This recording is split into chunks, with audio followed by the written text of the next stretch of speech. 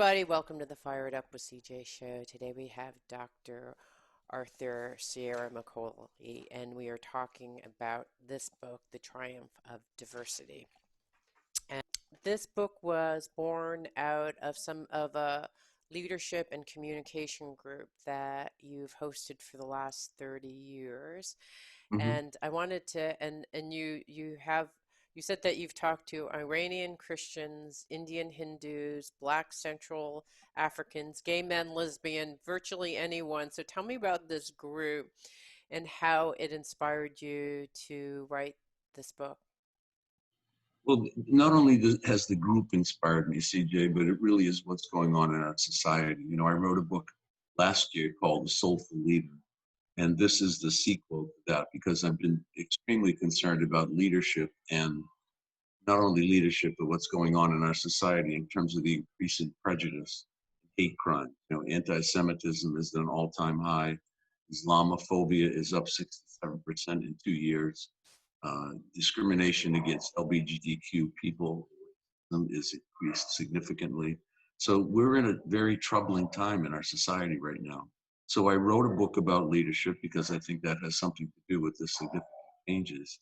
And I also wrote this book on diversity because I think rather than seeing people as diverse enriching our lives, I think we're seeing as we're ostracizing people who seem different on the surface rather than embracing the difference, learning from diverse ideas and diverse people. Yeah, so I wanted to, you have so many interesting people that you feature in the book. And I was hoping we could break this into several segments. One, talking about white people who came to your practice, were coming with some type of prejudice that they may have learned from their parents. Um, and you describe them as distorted beliefs, conditioning from their parents. Um, and then I would love to talk about people of color who I've worked with, and how they reach a point of understanding, forgiveness, and bridge the divide as well. And then I wanted to talk about bystanding and how you handle conflict, which hmm is, I think, very hard for both parties. So, hmm to start off with, you talk about Billy, who is someone that you said had early childhood experiences. Tell us a little bit from a psychological standpoint. What causes people to have these prejudices? Well, I think we all grow up probably with prejudices against ourselves and others. I mean, there are very few people that come into adulthood that don't have some sort of prejudice, again, either to themselves or others. And my whole career has been focused on helping people reduce prejudice for themselves and other people and to perceive accurately. And empathy is the key in that regard. But how does it happen? You know, if you grow up in a home where people are making fun of black people or yellow people or brown people, or making fun of other different ethnicities or religious groups, you start to think that way, and you can't examine the facts as a child, so you take it in. The one of the examples I gave in the book was a fellow who I was talking to, actually, who's a CEO, 56 years old, quite sophisticated, and my window was open in my home office, and there was a dog barking. We happened to be talking about the NFL and some black athletes because he knew some, and I have some in my practice. So he said, "Oh, you know, dogs don't like black people." And I said, "Really? Dogs don't like black people?" I said, "How did you learn that?" And he said, "Well, we had a black family at the end of our street. It was a long street, and my mother always said, 'Don't bring the dogs down there. The dogs don't like black people.'" And I said, "Well, did you ever bring the dogs down there?" He said, "No." I said, "You ever seen the black person with a dog?" He said, "No." And he said, "Now you're making me feel embarrassed and foolish." And I said, "I'm not trying to make you feel foolish. It's just an example of the things we grow up with that we don't examine as adults." Of Hmm. course, I went on to tell him a story about I have a black uncle we call the dog whisperer because Hmm. he trains all our dogs. And he's much better at it than I am and anyone else in the family. And he said, "Really?" And I said, "Yeah, really." And so we we have different experience. And this is a good person. He's not somebody who generally is prejudiced, but you see, he learned that early on, and it just became a record inside his mind. It Mm, got recorded in a deeper sense of the mind. And then that was it. He never examined it. And so much of our prejudices are like that. In addition, we have a society now where leaders, corporate leaders, political leaders are talking in disparaging ways about different groups. And we know through credible leadership studies that leadership influences the population as a whole. mm, And we're seeing this now that people talk in sadistic terms, hurtful terms. Kids hear this, where people are being made fun of for different color. Muslims are rapists, or Mexicans are misogynists, and so forth and so on. They hear this and they don't actually know how to examine it to find out the truth or the facts, but they take it in. When we mm, have leaders that lead with empathy and integrity and authenticity, that passes down to the population as a whole. So, combined with what we learn in our own homes, plus what we're learning in society right now, you know, I was interviewing a journalist recently who happens to be a patient of mine. And we're talking at a consultation. He said, my 10-year-old son said to me, he's black. He said to me, Daddy, we're not supposed to go out anymore. And he said, this was before COVID. And he said, why can't we go out? He goes, well, people want to shoot people like us. And he didn't even realize that his little son had taken this in through the news. Not sitting there and watching the news, but in and out of the house, or coming in and playing in the on the rug. But he had heard it. He had mm. heard it and he had taken it in. Black, because we're black, we're in danger. And black and Hispanic people feel today. There was a Kaiser poll just last year saying they feel less safe than they have felt in many, many years in this. Hmm. I even feel that as an Asian person.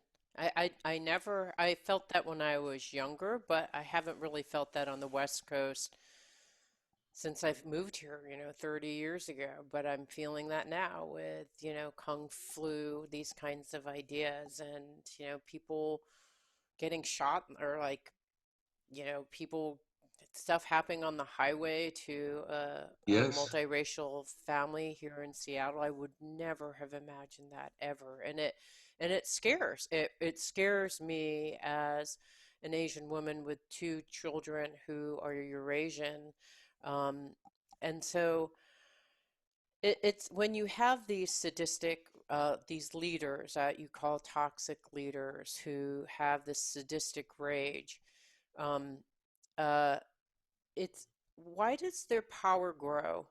I mean, because there seem to be many people who don't believe that and some people who do, but why is the power growing with these leaders? And how come it's so hard to stop them? One of the things that happens when you have sadistic leaders, people who are demeaning toward others, a group that are not like them, is that it allows the mind, and I believe it is a minority of people who have this kind of hatred and anger in their lives. And you're saying you have permission now to come out of the woodwork. David Duke recently said, as you know, a white supremacist leader, said recently, this is the best time for white supremacists the last 3 or 4 years. This is the best time. Why? Because now they can come out and they feel more free to talk this way, to Mm, talk in disparaging ways, because leaders are talking in disparaging ways. There's a lot of hatred and anger. People that have hatred and anger, they now are given permission to come forward. There was more inhibition about it before because it was shunned upon. It wasn't seen as acceptable in the American society, but today it is.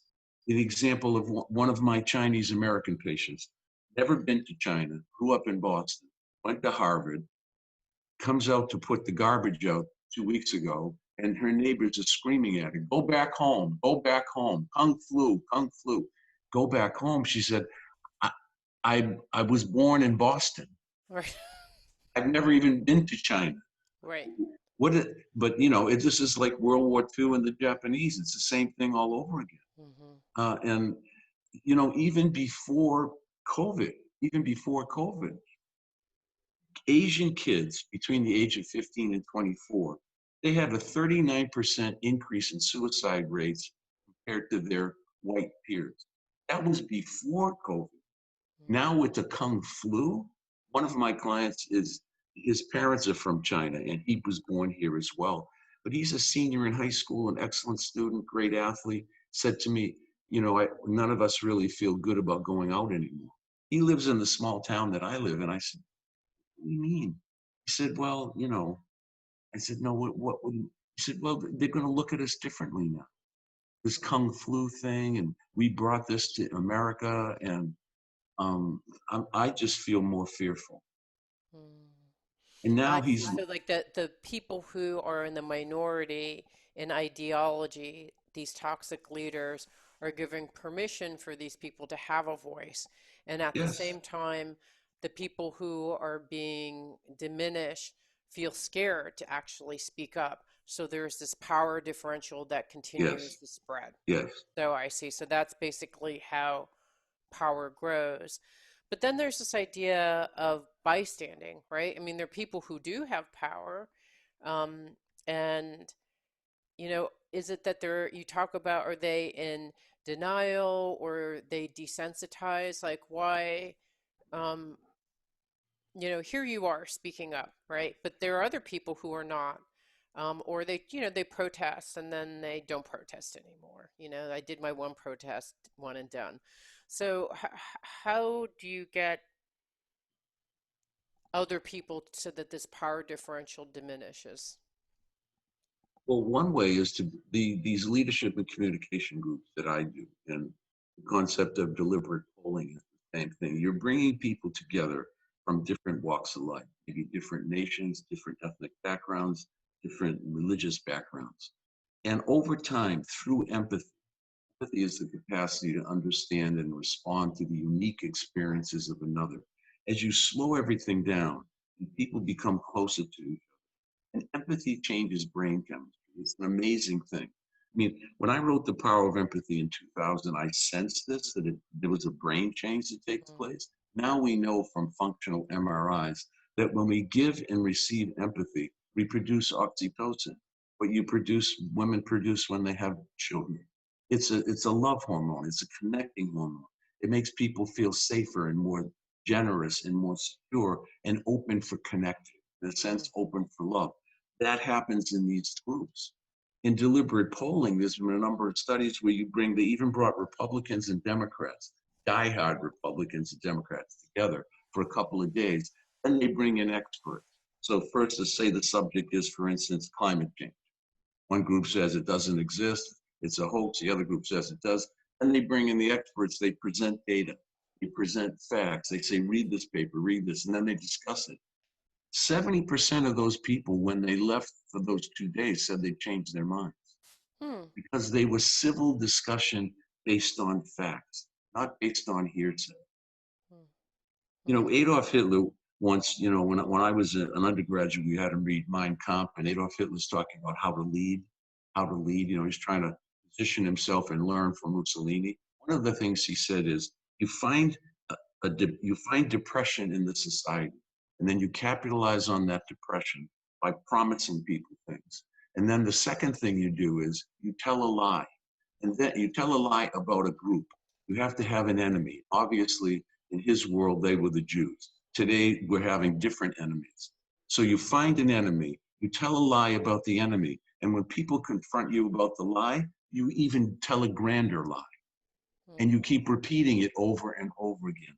Isn't that what's happening on social media today? mhm. Isn't that what we're seeing? You hear Yeah. the same thing over and over again.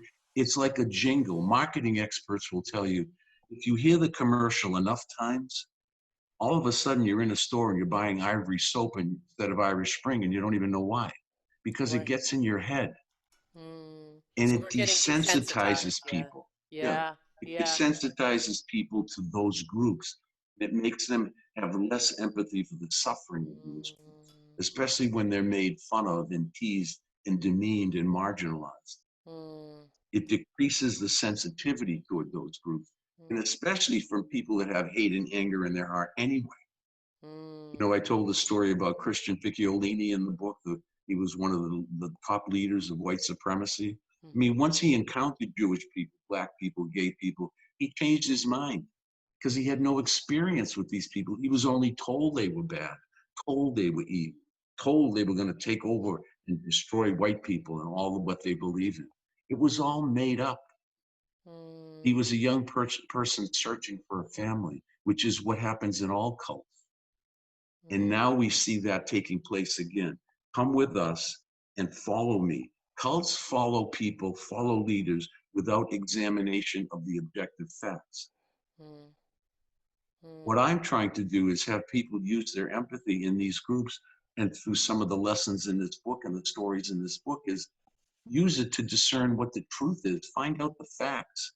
Is it true that dogs don't like black people? No. I mean, right. all of these things that we learned that are ridiculous. Mm, mm.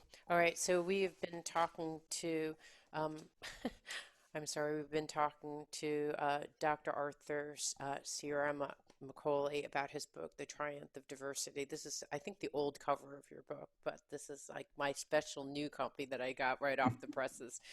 We've been talking about toxic leaders and how they gain in power. It's not only through desensitization that happens, but also leaders who actually make it okay to spread hatred. And what I'm taking away is empathy is one of the key tools to actually go on the other side of that. So in the next segment, I wanted to talk to you more about how the neo-Nazi white supremacists that you talked about move to love and how we can actually move closer to empathy either through some of the circles that you were talking about. You call them basic empathy circles. So we'll talk about that next. Thank you Mhm. so much for being here. You're welcome. My pleasure. It means so much to me that you're listening to the show and love your support in any way by giving me comments below or to subscribe to the show or share the show with friends. Thank you again for your support. Love and blessings.